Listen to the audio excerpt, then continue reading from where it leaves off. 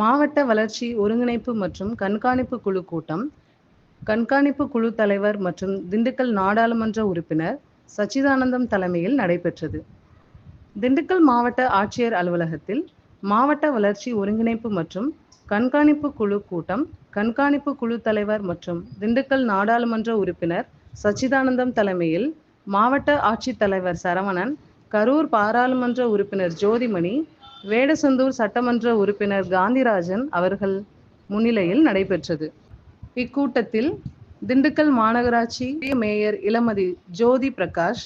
மாவட்ட ஊரக வளர்ச்சி முகமை திட்ட இயக்குனர் கங்காதரணி,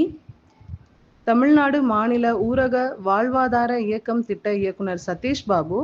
மாவட்ட வருவாய் அலுவலர் ஜெயபாரதி, மாவட்ட ஆட்சியரின் நேர்முக உதவியாளர் கீர்த்தனமணி, வருவாய் கோட்டாட்சியர்கள், துணை ஆட்சியர்கள், பொதுப்பணித்துறை அலுவலர்கள்,